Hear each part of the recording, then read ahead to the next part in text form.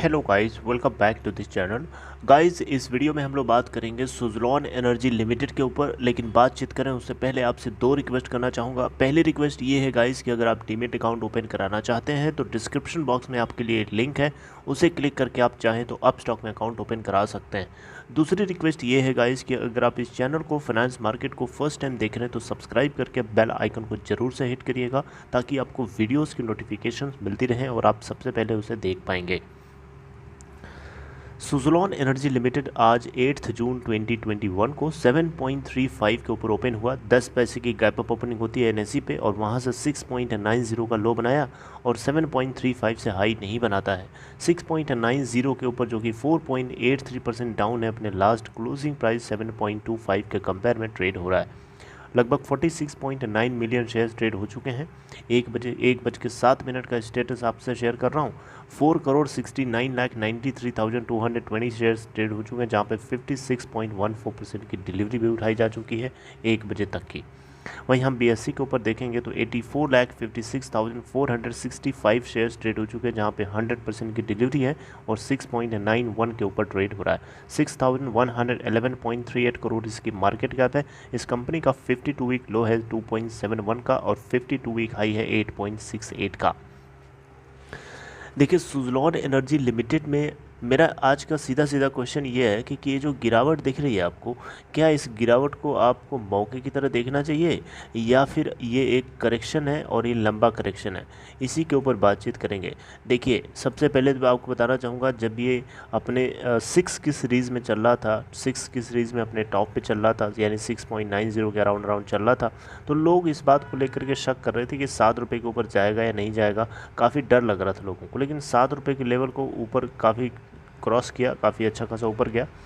लेकिन इस बीच में ये जो आपको गिरावट दिख रही है, ये गिरावट आज ही नहीं थी, कल भी गिरावट थी। आपने नोटिस किया होगा 7 जून 2021 मंडे को थोड़ी बहुत गिरावट कल भी थी, आज भी है और अभी भी आपको 1-2 दिन और दिखाई दे सकती है। और इसके बाद इसके अंदर करेक्शन ख़त्म होगा, ये बात श्योर एंड सर्टेन है। करेक्शन ख़त्म होगा, कब तक रहेगा करेक्शन ये देख सकते हैं। गिरावट को आप इस मौके की तरह अगर आप देखें तो मेरे हिसाब से ज़्यादा सही रहेगा, क्योंकि अभी मुझे नहीं लगता कि ऐसी कोई न्यूज़ है जो इसको गिरा करके नीचे ले जाएगी। देखिए, इसके Q4 के अर्निंग्स अभी आई नहीं है, अभी आनी बाकी हैं।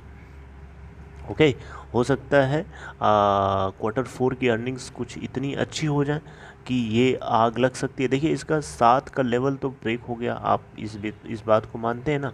अब 7 के बाद अगला टारगेट है इसके 8 का लेवल। 8 का लेवल ये ब्रेक करेगा और उसके बाद ये ऊपर की तरफ भागने की कोशिश करेगा।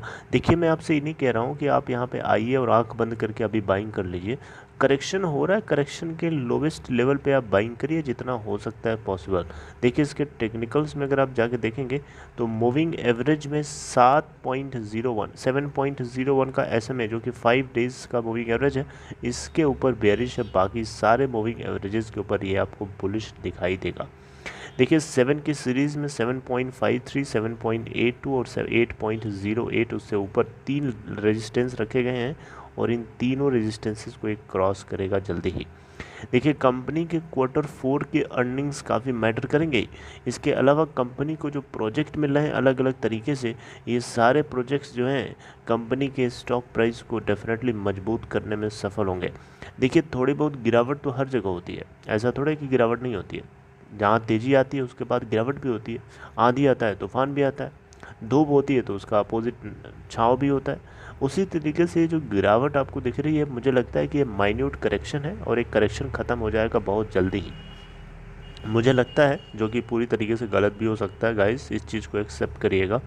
मुझे लगता है कि 2 से 1 से 2 ट्रेडिंग सेशन में ये गिरावट आपको ख़त्म होती हुई दिखाई देगी। फिर इसके अंदर आपको बाइंग साइड दिखाई देगी, लोग बाइंग करेंगे, बुलिशनेस इसके अंदर वापस आ जाएगी। ठीक है, तो इस बीच में आपको क्या करना है?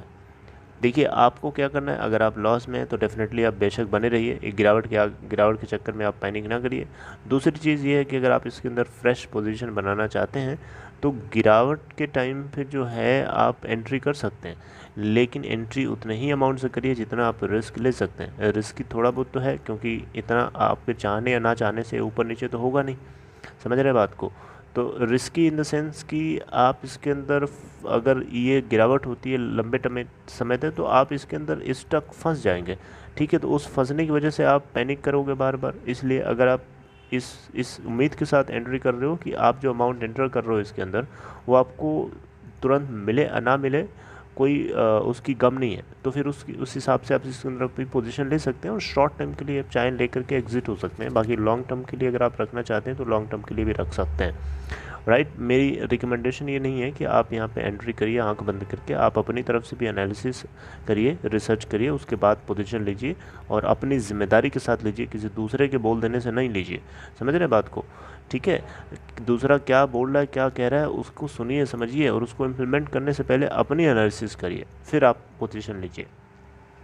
बाकी मैं आपसे हमेशा सुज़लोन एनर्जी लिमिटेड के फेवर में ही बात करता हूँ, कभी इसके अगेंस्ट बात ही नहीं किया, क्योंकि ऐसा कुछ है नहीं। Suzlon energy limited wind power project के ऊपर काम करने वाले देश की एक सबसे बड़ी कंपनी है और आने वाले टाइम में इसका फ्यूचर ब्राइट मुझे दिखता है और जिसके चलते आपको इसके अंदर मजबूती दिखाई देगी। अभी हाल ही में 252 मेगावाट के आसपास का, मुझे एग्जैक्ट फिगर नहीं याद है, इन्होंने कंपनी को एक बढ़िया एक प्रोजेक्ट हासिल हुआ है। पूरे साल भर में इतना बड़ा प्रोजेक्ट नहीं हासिल हुआ था इस कंपनी को।